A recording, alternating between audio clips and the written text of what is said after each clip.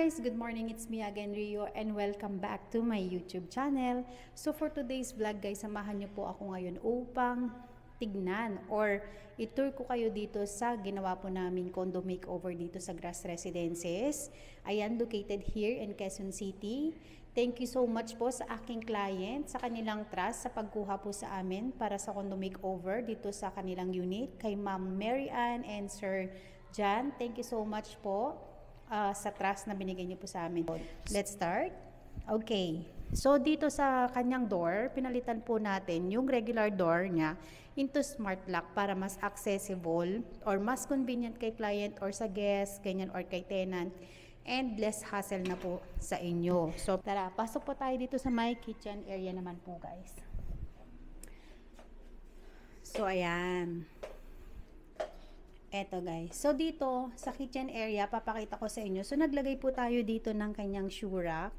Ayan guys. Ito yung kanyang shoe rack. And naglagay po tayo dito ng mga overhead cabinet. Ito po yung lagayan ng microwave natin. And binago ko talaga totally po yung kanyang kitchen. Kasi eto, kumbaga sobrang haba nito dati. But since gusto po kasi ni unit owner magpalagay ng front loads dito sa kanyang kitchen, kaya minaximize po natin yung kanyang kitchen area.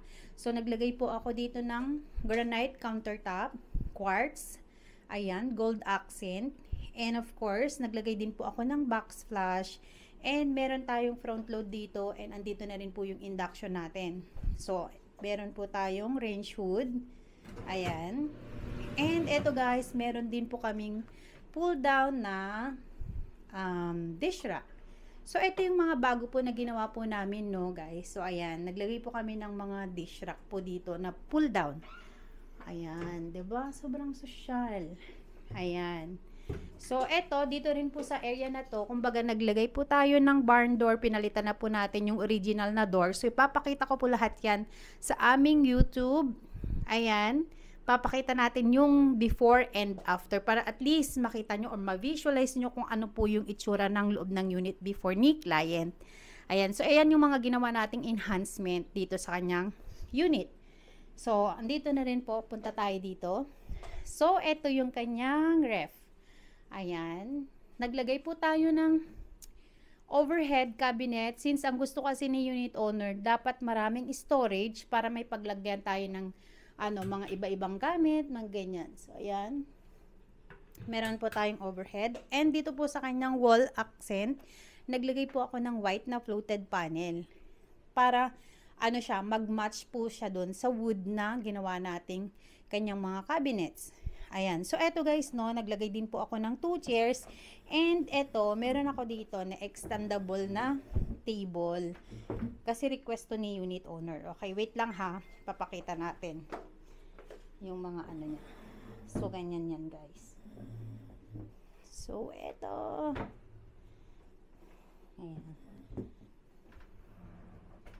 Diba? Hindi ko na maano. Basta ito, extendable na table siya. Ayan. Para pag may mga bisita daw si unit owner, pwede niyang gamitin. So, ayan. Ayan. So, dito sa area na to, guys, sa my living area, naglagay po ako ng pull-out sofa bed na 2-seaters. Ayan.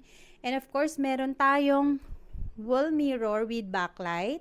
Of course, yan yung mga nagpapaganda dito sa area natin. And meron po akong center table and carpet. Ayan. Meron din po tayong art frame na nilagay po. And of course, guys, eto, kasi sobrang liit lang po ng space natin dito. Kaya naglagay po kami ng cleaning materials. Ayan, storage. Naglagay po kami dyan para ma-occupy lahat po ng mga gamit ng ating client.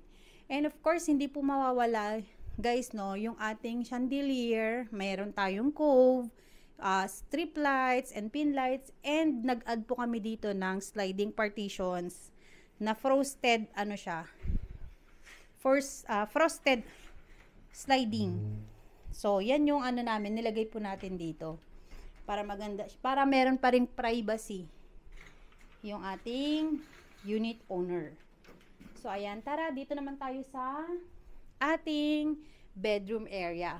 So, ayan guys, no? Sobrang ang liwanag kasi gold na gold talaga yung accent natin. So, eto, naglagay ako dito ng 54 by 75 na bed frame. Ayan, wood accent din or wood din yung ano natin, color natin dito na napili ni unit owner. So, ayan, naglagay din po ako ng wall accent na art frame. Ayan. And meron din po tayong mirror, vanity. Ayan. And meron din po tayong ottoman. So, ito yung mga nilagay po natin dito sa ating bedroom area. And of course, meron tayong chandelier. Ayan. Meron pa rin tayong cove and pin light with the strip lights.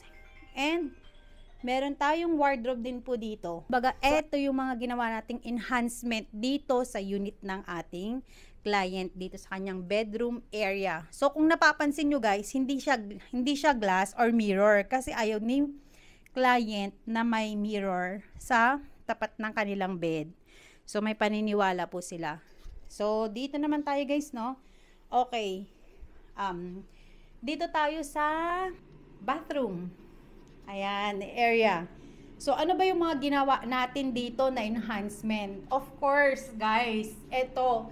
Every time po kasi na nagre-renovate kami, pinaparetile po ng unit owner yung kanilang CR. So, ang ginawa po natin dito, totally, niretile natin yung wall and floor po nila. So, kung naglagay po tayo dito ng ceramic na 60 by 60.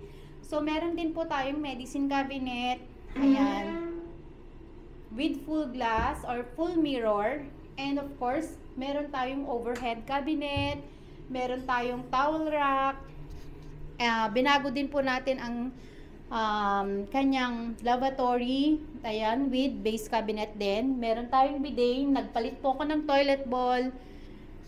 Naglagay po ako ng shower enclosure.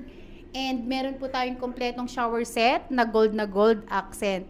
So, ayan yung mga ginawa nating enhancement. Kumbaga, totally renovation kami kasi nagpalit din po kami ng tiles dito po sa kanyang floor, sa living area and sa bedroom.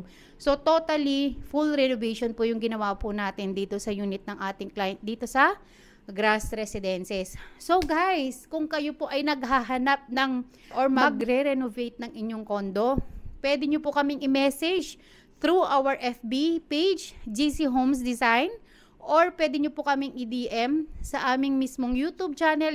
Ilalagay ko po lahat yung link. Ayan guys. So maraming salamat po sa panonood and see you again on my next vlog. Thank you!